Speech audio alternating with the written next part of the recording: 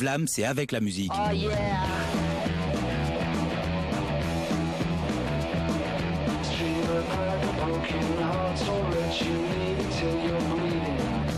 Mercredi à 16h10, samedi à 11h40 et samedi à 22h15 sur le câble et le satellite. Et en plus, il y a des interviews.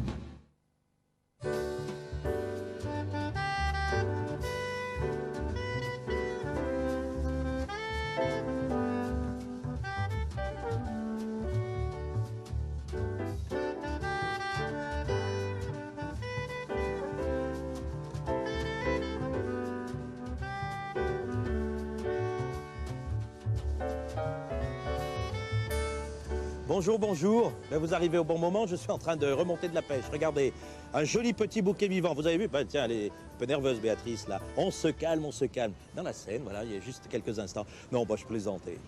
Certes, avec un peu de beurre demi-sel dans une sauteuse, c'est pas mal, cette affaire-là. Moi, je vous propose quand même qu'on aille les goûter peut-être plus en Bretagne. On va à Vannes, dans le Morbihan, retrouver un chef qui s'appelle Bernard Rambaud. Ça vous dit? La pêche au casier. Belle idée, non? Juste avant de partir, et jetez un petit coup d'œil là. Vous avez vu? Elle est pas belle la vie?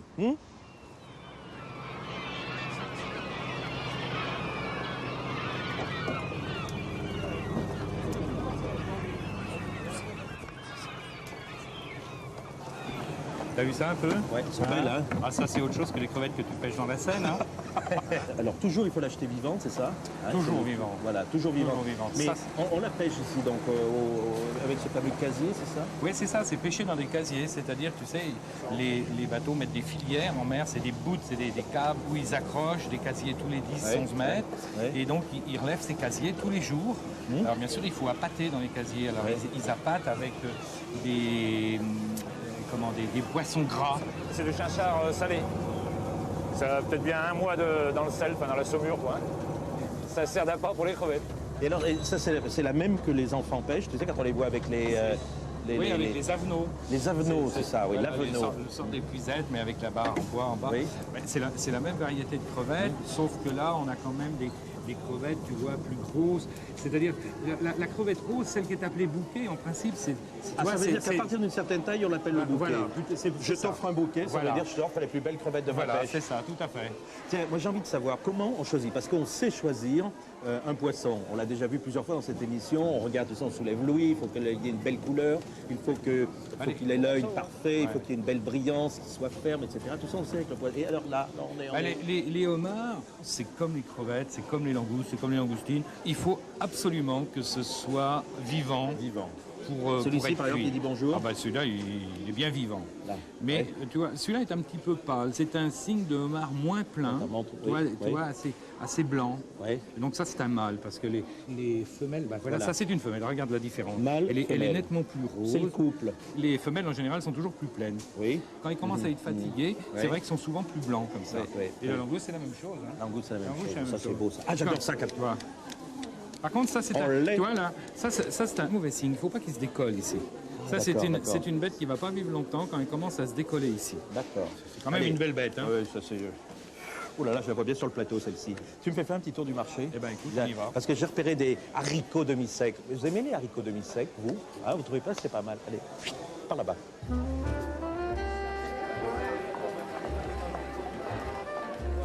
Ah, cornichons. Ah, ben oui, tu vois. Comment tu les fais, toi? C'est-à-dire vinaigre bouillant? On les lave, on les frotte. Oui. Et ensuite, je les fais dégorger avec du gros sel. Ah oui, d'accord. Hein, ensuite, il faut bien les éponger dans un torchon. Oui. Et ensuite, je les mets en bocaux. D'accord. Vinaigre blanc, alors tu sais, branche d'estragon. Ma mère mettait une toute petite pointe de thym. Oui. Et oignons blancs, graines de moutarde. C'est ça, c'est des choses pour les parfumer. Il faut garder ça au moins 6 mois, voire 1 an. Hein. Ça, c'est quand même, il n'y a pas plus joli que ça. C'est des coins d'un gars du coin. C'est un coin d'un gars du coin. Vive le langage. Les demi-secs, haricots demi-secs. Ah. Ah, très joli. Très, très beau. Là, ils sont demi-secs et à partir de quel âge ils deviennent secs? Ah ben il faut les laisser sécher là. Moi je sais, en Vendée on les mange plus secs d'ailleurs, mais demi-secs. Et tu fais comment toi? On fait cuire ça, tu sais, dans une petite cocotte avec des rondelles de carottes, relever la graisse d'oie, une petite pointe d'ail, et on laisse ça. Il faut surtout pas que ça boue fort, tu vois, il faut que ça frémisse, pour pas qu'il soit dur. Et nous le truc chez nous, on mange ça sur des tartines de pain grillé avec plein de beurre, tu vois. Tu manges ça, tu t'en mets partout. C'est génial. Moi, je suis un fanatique du haricot. En parlant de manger, il n'y a pas de bistrot dans ton coin là. Mais si. Oui, On va aller voir, on va retrouver les copains, on a nos habitudes là. C'est vrai. Toi, Et là, on retrouve là, c'est. Ah ben notre ami Torel en principe, et puis 2-3 copains. Bah regarde les dons. Hein Ah dis donc. Salut Jacques. Mais alors Jacques, Salut. bonjour, vous allez bien? Bonjour Jacques, ça va? Bonjour Marie-Paul, on se connaît, hein? Belle bistrotière de Je te fais un Vannes. bisou, t'es trop loin ma chérie. Et Jacques, tu sais que ça me fait plaisir de voir qu'un grand cuisinier comme toi retrouve un peu ses racines, les racines de papa, qui tenait un bistrot. Où ça, ton père d'ailleurs? À Montoire. Hein? À Montoire de Bretagne, à côté de Montoire de Bretagne. Saint-Nazaire. Et là, vous étiez en train de casser la croûte, les gars. On vous attendait. Elle est pas belle, la Comment ça, croûte. manger, Ils hein savent breton. Tu nous avais repéré, toi. Qu'est-ce que c'est Des ça? anchois. Anchois, c'est bien breton, ça? Ah oui, pêché à Belle-Île. Pêché à Belle-Île. Pêche à Belle-Île. Belle Et là, association avec le c'est muscadet. Thierry. C'est un petit filet de sardines de Quiberon, épinards et menthe. Et beurre breton. Beurre breton. Et à chaque fois que vous arrivez comme ça, vous arrivez avec votre petit plat. Marie-Paul, c'est de la concurrence déloyale, ça, non? Non, pas du tout. Non. Bon, ben alors on Elle est continue. tellement heureuse de nous voir, Marie-Paul. Et les petits bouquets là que tu as. Ah, tu sais, tu fais- écoute, moi oui. je pars en cuisine. et Oui, tu reviens. va faire le petit bouquet parce que j'ai envie de goûter comme ça. Comment tu le fais, toi, le bouquet, toi? Poêlé. Poêlé, c'est-à-dire avec d'abord Beurre de micelle. un beurre de Les micelle, crevettes poêlées. crevettes poêlées, Salé, poivré, flambé au calvados. flambé au calvados. Ah oui. Et ça donne un petit goût aux antennes, ça, non? Voilà, ça donne un Et- petit goût Et moi, je rajouterais une petite tartine de beurre, mes enfants, pour. Vous venez avec moi parce qu'on va aller voir ce qu'il fait Bernard là-bas de l'autre côté. Mais donc, ça va bien? Petit rosé et café, pas mal, joli programme. Alors, tu en es où? Attends, c'est la Ah bah dis donc, te voilà, première mais fois que je attends. vois un chef cuisiner Attends. par terre. Mais oui, mais attends, regarde ça. Ah ça oui. pourrait être vivante, elles sont vivantes. Ah, hein. elle pourrait aller au Attends, cirque, celle-ci. Tu voilà. vois, elle pourrait faire du trapèze Voilà, c'est volant. bon. Ça, Alors, saute partout. dis-moi, comment tu les. J'ai l'impression que Alors, ça, c'est très rustique, Tu là, vois, ta manière de faire. j'avais déjà préparé de l'eau pour qu'on aille plus vite, tu vois, regarde. Oui. Oh, c'est pas ça. Mais ça, c'est une Et recette tu vois, à toi? non, c'est la recette des pêcheurs. Eux, leur truc, tu vois, ils C'est-à-dire mettent les crevettes comme ça, ils font un petit trait pour Attends, repérer. un trait? Oui, c'est pour repérer le niveau des crevettes. Ouais. Moi, j'ai déjà fait avant que tu arrives. Oui. J'ai déjà mis l'eau Oui. pour qu'elle arrive à hauteur du trait. D'accord. Hein, alors, tu vois, là, j'ai 1 litre d'eau. Ce qui Et- veut dire qu'il y a même quantité d'eau que la hauteur des À peu crevettes. près. 1 centimètre au-dessus. Avec le trait, ça c'est rigolo. 1 ça. centimètre au-dessus. Ça, c'est une recette de cuisine. Ah oui, mais Ensuite, attends, parce ouais. que eux, ils y vont sur le sel, là. Tu vois, du gros sel gris. Oui. Et leur recette, c'est de mettre Oui, la moitié sel par rapport à l'eau. C'est-à-dire, pour 1 litre d'eau, oui. tu mets Moitié 500 sel. grammes de sel. 100 Ah, grammes. je te dis pas, hein. C'est 500 très, grammes. très salé. Ah bah oui. Vous prévoirez le verre d'eau sur la table de nuit. Et parce puis le que- muscadet, peut-être un petit peu. Éventuellement. Enfin, pas pour la nuit. Voilà, alors Voilà. là... Là, tu vois, là, je fais bouillir tout ça. Mhm. Et je vais remettre ça sur les crevettes. D'accord. Alors là, attention, elles vont se Oula, couler. voilà. Hop, hop, hop, Oui, hop. oui, oui. Et là, donc, ça va cuire. Et là, Bon. J'ai bien compris que c'était un problème mathématique, c'est-à-dire Et là, tu autant vois- d'eau que la hauteur des crevettes, et ensuite la moitié en gros sel. moitié en C'est à sel. peu près ça. Et c'est la manière dont les mange. ah, c'est la recette des la pêcheurs. façon de procéder des pêcheurs. Bon, très bien. Hein. Alors, tu vois, continues de ça cuire prend. Ouais, ça, Très bien. ça prend bien. 2 secondes. Écoute, j'attends 5 minutes que ça reboue, et puis je les amène au bar, on prend un petit coup de mes muscadet. camarades. avec ça. Vous en êtes où, les enfants? Tu sais ce qui manque? C'est la fameuse galette, parce qu'on est galette. quand même en Bretagne. Vous voyez la galette? Petite galette. Tu sais oui. On va en chercher en face. En face? Crêpe galette, c'est ça? Galette. Galette, Le pays de la c'est galette. ça? C'est ça? Bonjour chef. On dit Bonjour, chef aussi messieurs. pour l'homme des Aussi, galettes? on peut. Hein, on peut. Crépier. Tiens, Crépier. crépier. Celle qui est là-bas, Là, je c'est... suis en train de préparer une petite galette complète, c'est-à-dire avec du comté râpé, Oui. œuf et jambon. Galette et crêpe, la différence? Alors, la galette est salée, Oui. et celle-ci, en l'occurrence, était faite avec du blé noir breton bio, Bio. exclusivement, et la farine, donc, Jacques. Fait à la meule. Voilà. Fait à la meule. De pierre. Vous y tenez hein, dans ce coin-là. C'est Fait à la important, meule. Bon. parce que- Et la crêpe? Et la crêpe est sucrée. Crêpe sucrée, Voilà, galette galette salée. salée. Très bien. Et les Petite deux. galette comme ça. Et toi, tu... Et, Ah, et bah, des voilà. galettes, et des galettes aux crevettes, qu'est-ce que t'en des dis? galettes au cœur. Ah, bah, ça doit pas être mauvais non plus, ça doit être bon. Ça, c'est Ah, joli. Ah, t'as ouais. vu? Il arrive directement avec son... On sent vraiment qu'il y a toute une Il faut que approche. je les décortique. C'est un peu la cuisine. Tu peux les décortiquer pour les mettre Je vais dedans. t'amuser. Et peu fourré ça. aux crevettes, ça doit être bon. C'est Ah, vrai, ouais, c'est vrai. Ok, Ça doit va être bien. très J'ai bon. vu ce qu'il est en train de faire. Toi, comment tu la préfères, toi, la galette, en 2 mots, comme Ah, ça? bah, tu vois, toi, j'aperçois un jaune d'œuf, là. Oui, et ça te Enfin, plaît moi, je bien? le fais pas comme ça cuit, mais tu sais, avec Ouais. des petites tranches de lard fine, Ouais. hein, juste pliées comme ça. Mhm. Et un jaune d'œuf posé après, mais cru, tu vois, Oui, juste oui, pour oui, faire, oui. pour amener le moelleux, le crémeux. Ah, c'est génial. Façon Torel? Ah, moi j'aime bien blé noir, Oui. quelques cèpes juste, vous écoute juste grillés comme ça. Des cèpes grillés? C'est tout simple, tu vois, clac, clac. Tu les mets et ça va. Ça doit pas être Il y dégueulasse a non un plus. bon mariage forêt blé noir. Forêt et blé noir. D'accord, on n'est pas loin de Sous-bois, blé Fouesnant. noir. Voilà, Ça t'as peut tout être compris. Fouesnant, oui, très bien. Regarde, Il y a regarde plein ce d'idées petit avec la galette. Ah, le blé noir, ça se marie avec Mais plein de il choses. travaille bien Thierry là, regarde là. En éventail. Hop là, en éventail, voilà la petite Comme les galette. pieds. Dis donc, tu sais qu'on a vu les sardines, on a vu les crevettes, on a fait un peu le tour comme ça de la carte postale de la Bretagne. Il manque quand même un truc, c'est peut-être une cuisine un petit peu plus assise, Écoute, avec des poissons, tu vois, ouais. peut-être avec quelques sauces, qu'on puisse aller avec le morceau de pain, manger la sauce, non Mais ici c'est Tu veux- tu difficile. peux aller en Là, on va cuisine peut-être un petit peu aller à la maison. C'est vrai Bon, on va à Hein? la maison. On te Allez. laisse, Jacques, alors bon marché. Hein. Salut, à bientôt, Jacques. Salut. Quelle est l'assiette que tu aimes bien faire en ce moment chez toi? L'assiette. Ouais. Oh, écoute, la galette de rouget, bien sûr. Galette de rouget, ça c'est pas mal. Dis donc, tu sais que, attends, j'y pense, on a fait la carte postale à la Bretagne et j'ai complètement oublié le Queen-Yaman. Le Queen-Yaman, c'est un truc formidable. Moi j'ai un endroit. Ouais. Écoute, le temple du Queen Amman. On a le temps? Ah ouais, c'est bon. On y va tout de suite alors. Hein. Bon, d'accord. Allez. Alors là, on est dans les petites rues dorées. Hein, Ah c'est oui, ça puis je Là, on t'amène mange. le meilleur Queen C'est Amman de vrai, la Queen région. Yaman. Oh, regarde, Regarde. d'ailleurs, c'est marqué sur la façade. Queen Yaman. Alors ça, c'est le fameux dessert. Alors, vous savez que c'est plus facile à goûter qu'à prononcer. Parce que parfois, on enlève le U, parfois, on enlève un N. C'est comme vous voulez, mais surtout, ça se mange. Pour ceux qui sont au régime, à mon avis, suspendez-le quelques instants, là. Une autre occasion. Bonjour, madame. Bonjour monsieur. Vous allez bien? Vous étiez en train de faire... Qu'est-ce que c'est? Ah, c'est le Ça, phare c'est du breton. phare. Oh, Je vous donne êtes parti avec votre portion de phare breton, madame. Je l'ai Oui, senti. Hein? Comme d'habitude. Il n'y en a pas un qui est en train d'être fabriqué, je sens C'est là. du Queen Amman, monsieur. C'est vrai? Qui Là, ce cuit. sont les parfums de beurre. que Voilà. l'on a. On va aller voir derrière ce qui se passe. Allez, tout de Alors, suite, un je petit vous coup en d'œil, un petit coup d'œil. Eh, signe de bonne maison, noisette du Piémont cassé. Ça, c'est un signe. Voilà, à bientôt. Non, Attention à la tête. mais non. Alors, on se faufile. Bonjour, monsieur. Bonjour, Je t'amène bonjour. Vous Jean-Luc étiez en là, qui train veut de... voir un peu la fabrication des Oui, Queen d'accord. Amman. Voilà, c'est un genre de feuilletage, Oui. mais fait en rond.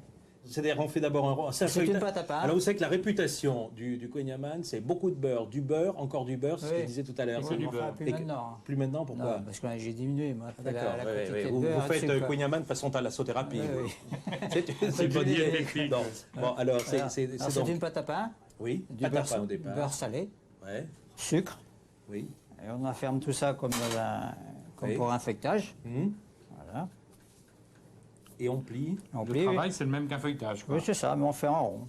Donc, Et le feuilletage, donc le principe du feuilletage, c'est de sans cesse plier, C'est de replier plier à avec... portefeuille. voilà. c'est Le vrai. feuilletage, on donne 6 tours, mais là, tu donnes moins de tours, toi. 2 tours. 2 tours. Oui, oui. Et il y a une manière, chacun a sa manière de le faire ou C'est ça, alors... exactement. Oui, ça dépend des Chaque coins. pâtissier a sa Oui, manière. Oui, je pense. Alors, ça va faire un tour, ça, si Oui. vous voulez.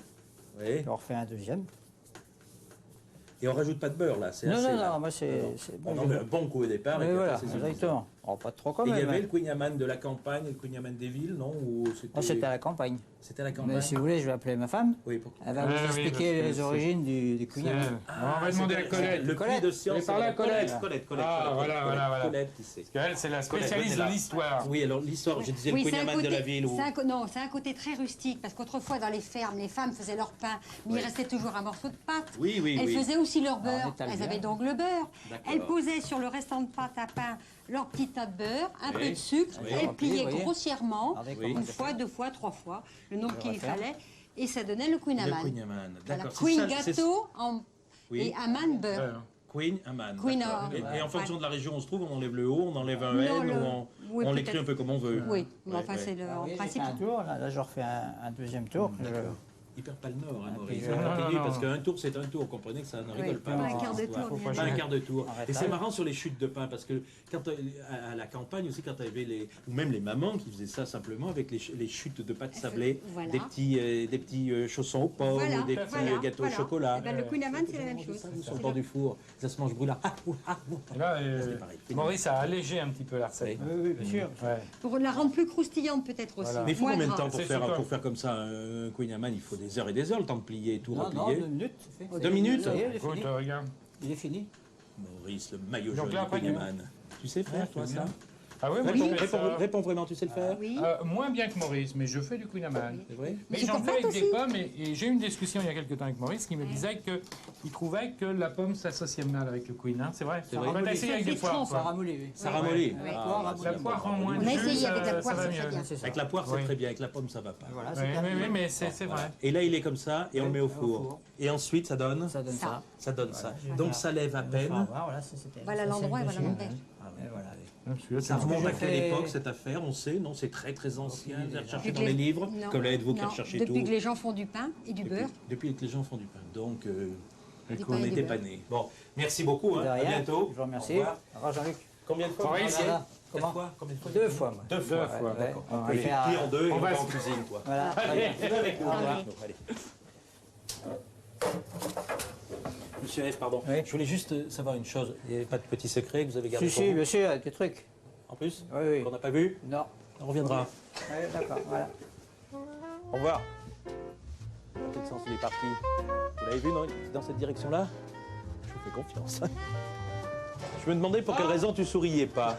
Non, mais c'est vrai, Mais je c'est t'ai pas vrai. attendu tout à l'heure. Hein, parce Oui, que, oui. disons, Et là, ben, je me suis rendu compte. Qu'est-ce que tu étais en train de présenter? ça, c'est Queen Patates. C'est-à-dire Queen gâteau, patates, patate. D'accord. À l'andouille, de Guémené et L'anglais. pied de porc. Alors, pied de porc, on fait nos saucissons de pied de porc, nous, tu vois. Oui. Là, je t'explique parce que, tu vois, c'est en cours de fabrication. On les cuit pendant 3 heures dans un court bouillon. Oui. Hein. Les On les désosse. décortique, Oui. on les hache et on les met en boyaux de pied de porc, un peu comme l'andouille, tu vois, pour avoir la même grandeur de tranche. Et puis après, c'est un montage. Le principe est simple, c'est pommes de terre, andouille, pied de porc. Pommes de terre, andouille, pied de porc. Pommes de terre, andouille, pied de porc. Pommes de terre, andouille, pied de porc, ça se danse. Voilà, et puis bon, ben, on dresse ça en rosace, tu vois. Et puis ensuite, à la C'est poêle, cuit, avec ouais. du beurre. Là, c'est cuit, tu vois. Là, tu as la... entièrement, je la mets un petit peu là pour enlever l'excès d'un gras, tu vois. Oui, oui. Et puis, voilà. Alors, je te mets un petit peu de D'accord. sauce. Alors, la Oui. sauce, je ne t'ai pas expliqué, mais tu as tous les éléments, là, tu vois. La sauce qui est servie avec, c'est une réduction d'échalotes, poivre mignonnette, vinaigre de cidre. D'accord. Monté avec un petit peu de jus de veau. On se croirait dans une émission classique de la cuisine française. C'est vrai, hein? C'est de l'échalote. Et oui. Oui. Non, Et alors, mais on attends. obtient. Et puis alors, dis donc, là, non, je nappe pas, je mets autour, tu vois, un petit cordon. Parce que là, le vinaigre de cidre amène l'acidité qui manque au gras du pied de porc et de l'andouille. D'accord. Parce qu'il faut un équilibre dans toutes les recettes. C'est comme dans tout. Hein? Dis-moi, qui Qui est beau. le type avec les grosses moustaches à côté de toi, là? C'est pas Jean-Luc Larvoire? Mais si, c'est Saint-Anne-Doré? Alors c'est accidentel qu'il soit là parce qu'il avait plus de gaz. Alors il est venu faire la cuisine à la maison. Jean-Luc Larvoire, Sainte-Anne Doré. Voilà, c'est lui. Et alors, tu étais en train de préparer. Ah, il n'y a plus de gaz chez toi? Non, Bah oui. nous Bah, sommes tombés en panne. Ma foi, on est ça venu ici arrive, donner... ça arrive, ça arrive. Bon, alors, les huîtres, moi, le matin, l'huître, ça se décoquille, un petit brin de citron éventuellement à l'intérieur, et avec les moustaches que tu as, ça irait bien d'ailleurs. Ouais. Alors là, tu la cuisines, et c'est... Donc on va la cuisiner, mais Oui. elle va rester Alors, crue quand même, vas-y, fais-le. décortiquée. Oui, oui, Et on montre-moi. va les remettre après en coquille. Oui. Après, on va faire une réduction d'échalotes avec du vinaigre de cidre. Oui. Et on va mouiller à la crème. Et quand elle sera froide, on pourra napper l'huître et donner un petit décor. D'accord. Et Voilà. ça donne à la fin? Une huître crème d'échalotée. D'accord. Hein? Bon. Et donc là, maintenant, on va faire... Donc là, c'est la goujonette de bar. Donc nous allons enlever la peau. Et nous allons faire des petites goujonnettes. Voilà. 3 par personne. Et on va juste les masquer. Tu les masques, toi. C'est le carnaval avec toi. Voilà. Voilà. On va bien s'habiller. Et donc après, nous allons les poêler. Donc, on va réduire le bar. Et Et alors, on met La langoustine. l'amande côté... côté beurre pour qu'il s'imprègne voilà, de beurre. côté beurre, oui. Voilà. Et on va les laisser donc mijoter un tout petit peu. Petite cuisson. Très bien. Alors, Voilà, donc on va faire réduire le jus de pomme avec du vinaigre de pomme aussi, le temps qu'il faut pour qu'il soit sirupeux. tiens, regarde, Fernand Korfmat. Voilà. Alors là, c'est une recette de... Alors de sole meunière, cuite en filet entière, tout simplement. Ouais. On va laisser le poisson le plus naturel possible, le Oui. cuire au beurre, Oui. et on va l'accompagner de petites coquillages. J'appelle ça une garniture grande marée parce que c'est l'époque. Ouais. L'accompagner d'artichaut et on va la garnir de nos filets de sole. D'accord, d'accord. Tu peux le faire un peu que D'abord, je on va fasse déjà un peu commencer par cuire notre sole L'intérêt, c'est de faire poêler la sole. meunière. Meunière. Parce qu'un poisson qui cuit sous son arête, c'est comme une viande sur l'os. C'est plus goûté, ça garde vraiment tout son vrai goût. Donc, gardons l'arête centrale sur les poissons. Ah oui, oui. Le filet juste poêlé comme ça, il y a un côté un petit peu volé au goût. Hein. Ah oui, Faut le dire, hein. Ah oui, c'est oui. vrai, c'est vrai. Bon. Surtout la un côté sole. rêveur un peu. Un petit côté un peu lunaire, professeur Nimbus de la cuisine. il y a le chant du beurre qui commence. Vous Donc, ça l'avez y dit. est. Le chant du beurre. Voilà. Et notre sol. régale des petits mots. On entend le pétillement là. D'accord. Ça mousse, alors le beurre mousse. Donc, d'où la qualité d'un vrai beurre fermier qui ne brûle pas tout de suite. Ah tiens, il aurait brûlé tout de suite. On va appeler les pompiers. Là, non. Et alors, au bout de 3-4 minutes, selon l'épaisseur de notre sol, on va les retourner. Et alors, surtout, toujours bien les arroser. Toujours bien les arroser.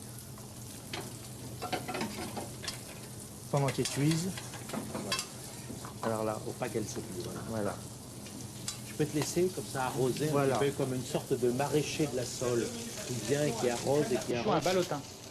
Deux menus fascination avec une crème d'artichaut et un ballotin.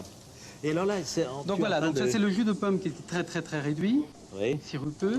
Et donc là, on va le monter juste avec un petit beurre salé C'est-à-dire qu'on le pour met, l'incorporer, voilà, juste pour un le jus monter. de pomme. Pour la brillance. Oui, oui. Mais là, dans cette coque-là, c'est quoi ça? C'est une Ah, galette? donc c'est bien la galette de blé noir qui a été Oui, passée oui. au four, bien séchée, Oui, oui. la Allez-y, pomme. passez. Et là maintenant, on va Excuse, donc, on est en plein service. Hein. nous allons mettre les morceaux de barre dans la pomme. Voilà. Et la petite langoustine pour finir. Et le petit jus de pomme, on va le mettre tout autour. Et Et peut-être un cette petit peu recette s'appelle? la seule farcie de pommes. Non, la pomme farcie de barre. de- On a changé. C'est un poisson. Oui, c'est un poisson. Avec une belle petite langoustine sur le dessus pour améliorer le tout. Fernand, il n'a pas de gaz, mais il a des accessoires. Hein. Voilà. Bon, alors. Alors, on va ouvrir les coquillages façon classique. Le beurre, les échalotes, le vin blanc. Classique. Hein. Ce qui est très important en plus, c'est de garder bien le jus de coquillage, parce que c'est le meilleur des fumets pour toutes les sauces qui suivent. Hein. Attention au sel, bien sûr. Bien sûr. Mais c'est important. Et là, on met le vin blanc. Là. Voilà, on les couvre légèrement et on les laisse ouvrir. Deux petites minutes. 2 petites minutes. Voilà. Tu connais le petit secret de l'émission? La fameuse carte? Postale gourmande. Exactement. Et figure-toi que c'est... En plus, il l'a écrit à l'envers. Regardez, théoriquement, ça devrait se faire comme ça. C'est Jean-Pierre Fornet d'Arlesheim, en Suisse. Bonjour, Ah oui. la Suisse. La question, c'est, j'aimerais savoir comment on fait une vraie recette de sauce à l'armoricaine. Écoute, on La va... Bretagne, on n'est pas loin, là. Ah ben, on est en plein dedans. Oui, Écoute, oui. on va Alors. tout lui dire. Bon. Alors tu vois, la sauce armoricaine, bah, il est bon d'avoir soit des petits crabes verts comme on a par ici, Oui. ou alors des têtes de crustacés. Tu vois, Est-ce qu'on peut récupérer la moi j'ai fait carapace et ça tout? avec des carapaces, des L'équivalent, voilà. têtes de homard, des C'est têtes ça, de c'est langoustine, ça. c'est très bon. On fait revenir ça à l'huile Oui. et j'ai rajouté des oignons, une Vas-y, gousse d'ail rajoute de l'ail. haché, voilà. Je vais flamber. Voilà. C'est pas du flambage pour rire. Hein. Je rajoute un gros bouquet garni. Moi, je le mets en vrac comme ça, tu vois. J'ai D'accord. du T'as une cuisine un thym, petit peu désordonnée, deux un peu. feuilles de L'art laurier, brut. mais voilà, c'est comme ça, c'est Oui. bon.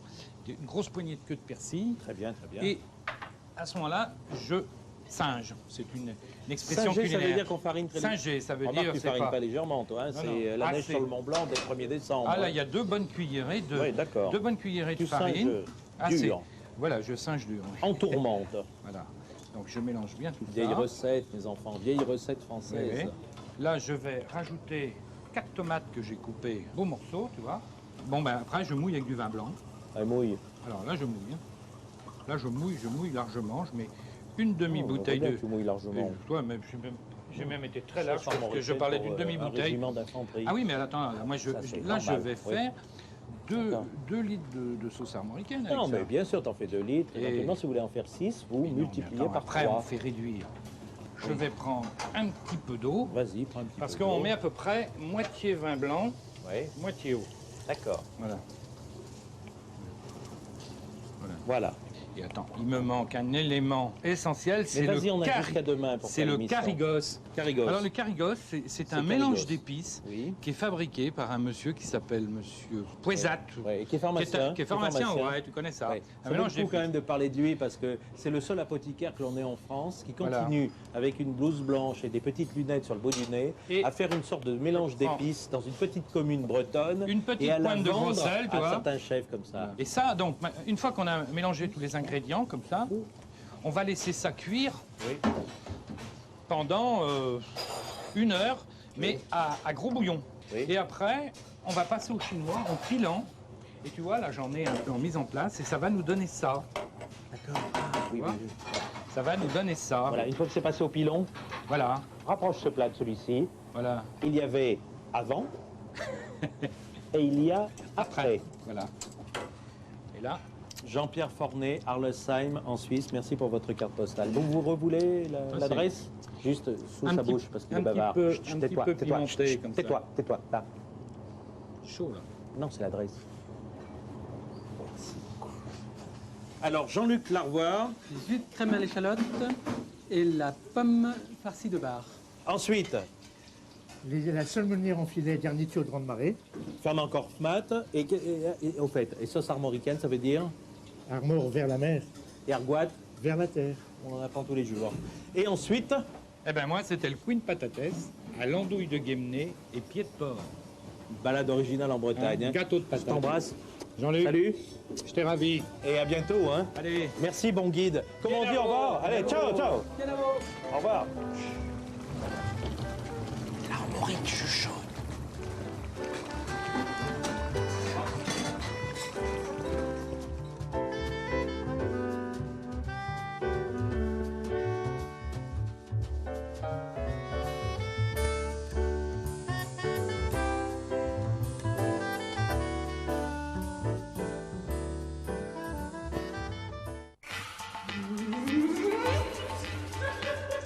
Et comment on va l'appeler ton petit frère? C'est ton chat, c'est toi qui t'en occupes. Les maternelles, c'est un lieu où les parents, grands-parents et professionnels échangent leur expérience sur les enfants. Tu veux que je te raconte mon accouchement? Des débats, des documentaires, des conseils, des reportages et des témoignages de célébrités. Quant au père, ils auront plus que leur mot à dire. Chérie, est-ce que tu crois qu'on peut le mettre sur les 2 passeports? Bref, les enfants, c'est du concret.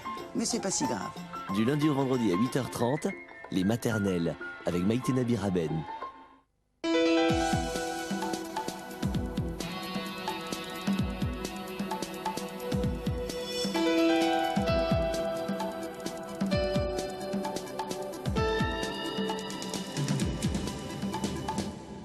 Bonjour, merci d'être avec nous pour ce nouveau numéro du magazine de la santé que nous préparons bien sûr toutes les semaines avec France Info et le quotidien du médecin et que je vous présenterai avec Marina. Bonjour. Marina. Voici tout de suite le sommaire de ce magazine. Bacille, maladie du charbon, anthrax, ces mots deviennent malheureusement d'un usage quotidien. Le bioterrorisme qui pourrait également utiliser le virus de la variole est l'objet de toutes les questions. Nous allons y répondre. Laissez-vous aller, détendez-vous, on se retrouve tout à l'heure. Ce sont les dernières paroles que l'on entend quand on est anesthésié. Une anesthésie générale qui angoisse tout le monde, à tort ou à raison. Nous verrons ça dans l'événement du magazine. Et puis dans notre rubrique sexo, nous parlerons de la pilule et nous essaierons de savoir si la pilule peut faire baisser la libido et ce qu'il faut faire. On commence tout de suite avec le bioterrorisme. Exceptionnellement, ce n'est pas par l'événement que nous allons commencer ce magazine, c'est par l'actualité. Vous avez été nombreux à nous poser des questions concernant le bioterrorisme, la maladie du charbon, mais aussi la variole et même le botulisme. Nous allons donc y répondre tout de suite avec notre invité. Notre invité, c'est le professeur Bricker. Bonjour. Bonjour. Vous dirigez le service de maladies infectieuses de l'hôpital de la Pitié-Salpêtrière à Paris, un service qui est référent pour ces maladies. Et je précise que vous êtes également un des responsables du plan Biotox. Alors l'actualité de la semaine a été essentiellement, c'est vrai, en France, marquée par l'anthrax et par ces alertes. Alors une question déjà, combien vous avez reçu de personnes dans votre service cette semaine? Un peu plus de 300. Le premier jour, 36, et puis à peu près une centaine par jour, pour faire simple, à partir du deuxième jour. Vous arrivez à assurer ça ou votre service est complètement débordé? Alors pour le moment, on assure, mais il est clair que si la montée en puissance devait encore s'aggraver, à ce moment-là, il faut que d'autres services interviennent. Quand les patients viennent, ils sont stressés, ils sont plutôt calmes Oui, plutôt calmes. Parce que tout le monde pense que c'est une fausse alerte Oui, les gens sont relativement tranquilles, mais souhaitent recevoir ce qui est nécessaire pour qu'ils soient complètement rassurés. Alors on va revenir sur cette maladie du charbon. Frédéric Boisset et Nicolas Miard se sont rendus à l'Institut Pasteur à Paris dans un laboratoire dans lequel on manipule le bacille du charbon. Et vous allez voir que quelques milliards de bacilles ne prennent pas beaucoup de place. Cette fiole, conservée dans une banale étuve de l'Institut Pasteur à Paris, contient des dizaines de milliards de spores de la maladie du charbon. La poudre retrouvée dans les enveloppes en dissimule plusieurs millions. Quelques milliers suffisent pour contaminer un homme. Les bactéries de la maladie du charbon adoptent cette forme très résistante de spore lorsqu'elles sont confrontées à un milieu hostile.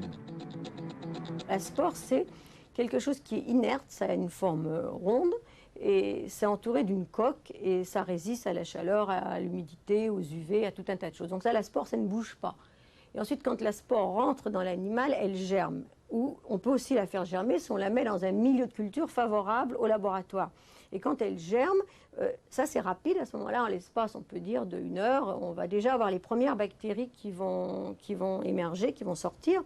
Et les bactéries, elles, à ce moment-là, se divisent par division binaire, elles se séparent en 2. Et le temps de division est de l'ordre de 30 minutes quand les conditions sont favorables. Donc vous voyez que très vite, on va avoir un envahissement. Et quand on parle de septicémie, ça veut dire qu'en fait, le sang de l'hôte est plein de bactéries qui vont s'être multipliées. Les bactéries, ce sont ces bâtonnets de quelques micromètres. Elles résistent aux attaques de notre système immunitaire grâce à des capsules protectrices formées par les longs poils qui les entourent. Par contre, les bactéries ne résistent pas aux antibiotiques lorsqu'ils sont pris suffisamment tôt. Il faut donc être très attentif aux symptômes qui varient selon le mode de contamination. Les 3 formes, effectivement, ne se ressemblent pas du tout. La forme cutanée est assez facile à traiter, surtout parce qu'on la détecte rapidement. Mais même si on ne la traite pas, effectivement, il y a des guérisons spontanées qui sont fréquentes dans la forme cutanée, qui se trouvent dans les pays où le charbon est endémique. La forme digestive est déjà un tout petit peu plus difficile parce qu'en fait, on ne la détecte pas forcément très vite. Et au début, les symptômes sont assez banaux. Et puis la forme respiratoire, c'est celle qui revient souvent ces derniers temps. C'est effectivement une forme qui au départ ne présente pas de signes très caractéristiques. Et puis ensuite, assez vite, il va y avoir des complications respiratoires très, très importantes. Et là, ça peut mal évoluer. L'inhalation est la forme de contamination la plus grave. Quand elle n'est pas soignée, la maladie se développe en quelques jours. Elle est mortelle 9 fois sur 10. Par contre, heureusement pour l'homme, elle n'est pas contagieuse. Pour autant que l'on sache, on n'a jamais observé de transmission d'homme à homme et qu'on sait, d'après le cycle de la bactérie, qu'il n'y a pas de raison que ça se transmette. Parce que je vous dis, ce sera en phase finale. On pourrait se contaminer d'homme à homme comme un homme va se contaminer en touchant un animal malade qui va effectivement perdre du sang. Si vous perdiez du sang, votre sang serait contaminant pour une personne autour. Mais là, si vous êtes en état de tousser beaucoup de bactéries, vous n'aurez pas trop de voisins parce que vous serez déjà très malade. Donc vous serez dans un confinement. Alors, pour se protéger, faut-il mettre tout le monde sous antibiotiques? Ça, je pense que ce serait certainement pas la chose à faire, parce que les antibiotiques en elles-mêmes déjà représentent un certain risque à grande échelle. Et puis, alors, il faudrait les donner combien de temps? Donc, vous avez tout autant de chances, pour le coup, de sélectionner des souches résistantes sans le vouloir. Non, je pense qu'il faut administrer les antibiotiques quand il y a vraiment raison de le faire. Et pas à tout le monde. Et certainement pas à tout le monde, non. Professeur Bricaire, est-ce qu'on est sûr que ça n'est pas contagieux? Parce qu'on se dit, elles sont tellement résistantes, ces spores, qu'une fois qu'on en a dans le nez, en admettant qu'elles restent un petit peu dans le nez, c'est sûr que si on est mourant, on se dit qu'on n'est pas en train de tousser devant tout le monde. Mais enfin, au début, on peut avoir des spores, cracher, éternuer. Pourquoi c'est moins contagieux qu'un virus? Oui, alors c'est une très bonne question parce qu'on s'est souvent demandé si vraiment il n'y avait pas de contamination interhumaine possible. Il vient d'être rappelé de façon tout à fait claire qu'en dehors de certaines circonstances bien particulières, a priori, on n'a pas de risque. Et je pense que de façon quasi certaine, on peut répondre affirmativement qu'il n'y a pas de transmission interhumaine. Ceci étant dit, il faut surtout insister sur le fait que ces spores qui sont présentes à l'intérieur de notre nez par inhalation sont susceptibles de mettre un petit peu de temps avant de se développer et de donner éventuellement la maladie. Et ça, c'est un des problèmes. Alors, c'est là, un petit peu de temps veut dire de quelques jours à éventuellement plusieurs semaines. Et c'est parce que les Américains avaient constaté des éclosions après plusieurs semaines qu'on donne, s'il y avait une contamination vraie, c'est-à-dire un prélèvement positif, plusieurs semaines de prophylaxie. Autre question concernant ces spores, est-ce qu'on peut les fabriquer ou les manipuler? On a une téléspectatrice qui nous a demandé si, par exemple, on pouvait aller en prendre dans la terre, les faire se multiplier, puis ensuite s'en servir.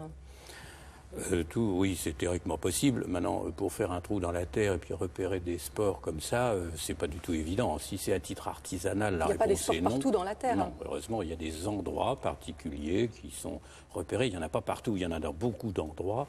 Mais ça serait vraiment comme ça, au petit bonheur la chance, qu'on trouverait quelques sports de charbon. Je voudrais vous remontrer les photos que vous avez vues dans le reportage que Frédéric Boisset nous a confié. Alors regardez, on parlait tout à l'heure de ces spores, de ces bacilles. D'abord, la différence entre un bacille et une bactérie, vous entendez les deux noms.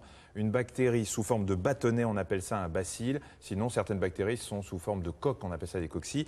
Donc c'est la même chose, ça fait partie de la famille des bactéries. Alors vous voyez ce bacille entouré de ces poils. On va les voir en plus gros. Voilà ici la même bactérie, le bacille dans sa longueur avec des poils, et vous voyez ici dans une autre coupe.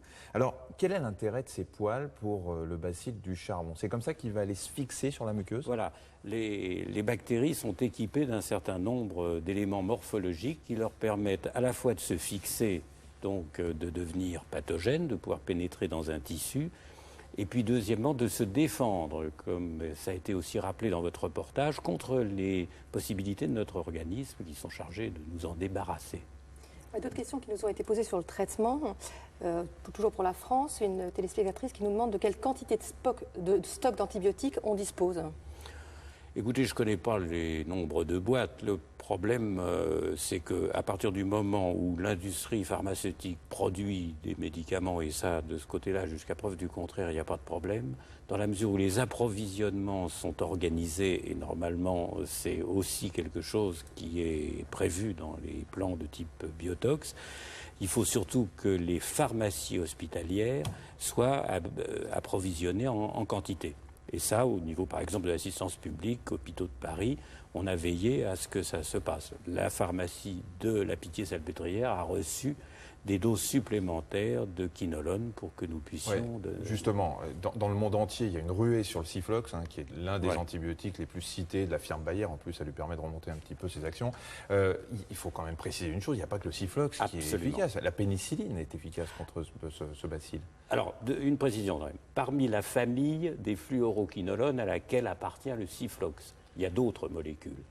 Et d'autres molécules dont deux sont fabriquées par des firmes françaises. Donc ça, c'est un élément important, parce que si jamais il y avait une situation conflictuelle, il faudrait que nous soyons approvisionnés par l'industrie elle-même. Donc c'est toujours rassurant d'avoir des molécules qui viennent de chez nous. Sinon, effectivement, le bacille du charbon est sensible à d'autres antibiotiques.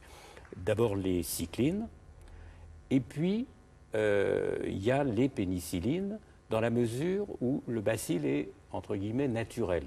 Quand il a été, quand il a été trafiqué par des laboratoires... Pardonnez-moi, c'est une des questions qui se posent. On dit que le bacille est très pur, qu'il a été fabriqué, modifié pour le rendre beaucoup plus toxique qu'il ne l'est naturellement. C'est cela.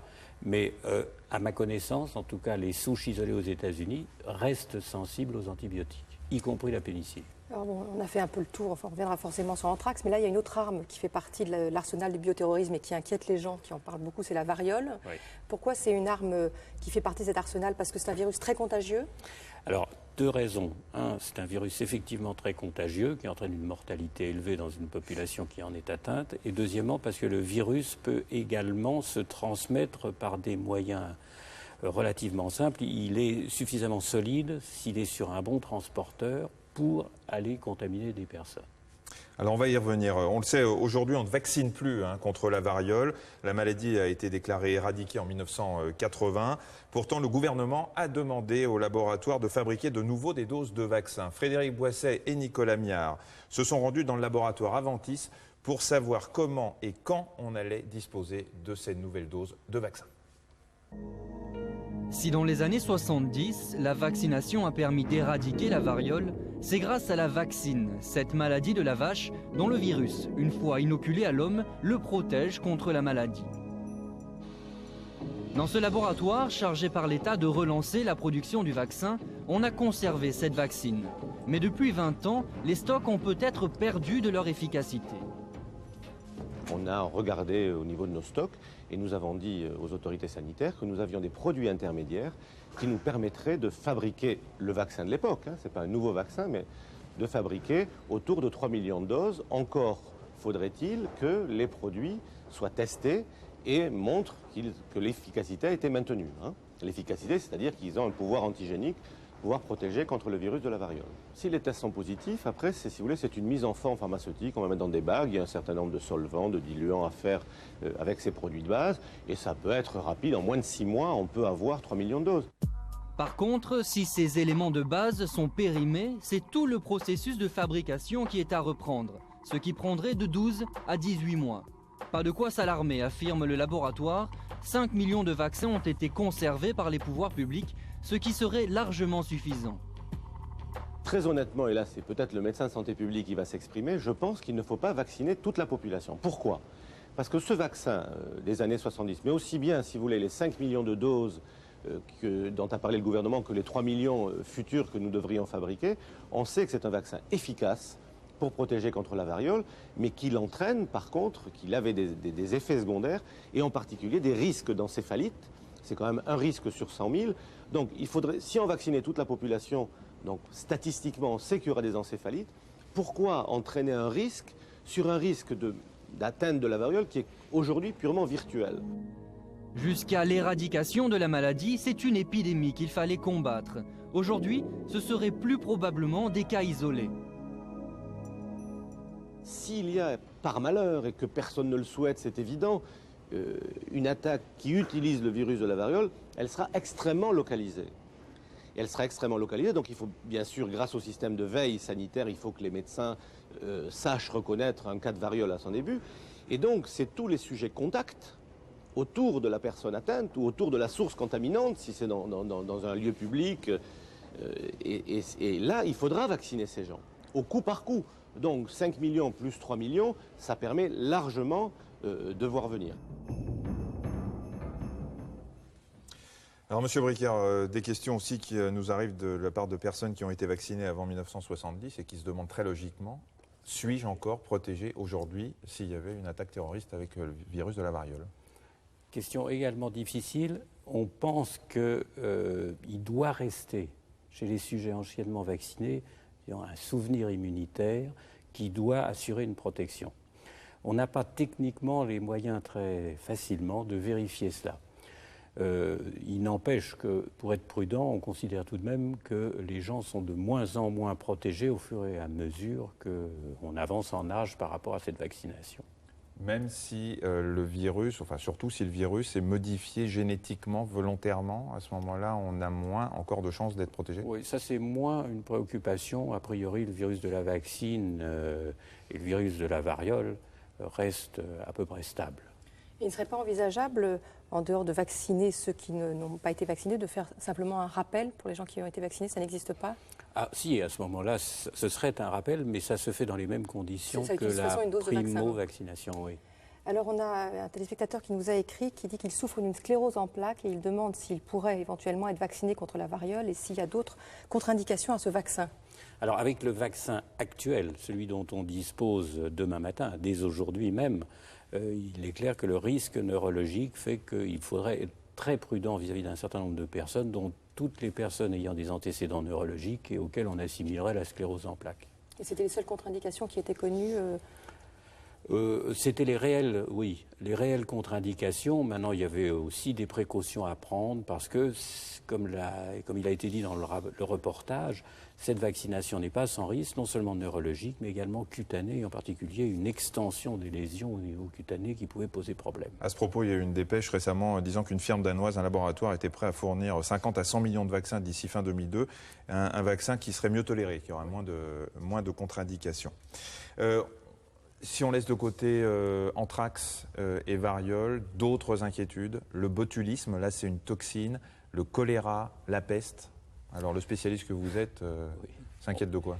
On peut imaginer beaucoup de choses, on peut s'inquiéter d'un certain nombre de germes. Alors vous avez évoqué le botulisme, c'est vrai, c'est une autre façon un petit peu de gérer ce bioterrorisme, c'est de mettre une toxine qui est une substance sécrétée par une bactérie, en l'occurrence le Clostridium botulinum.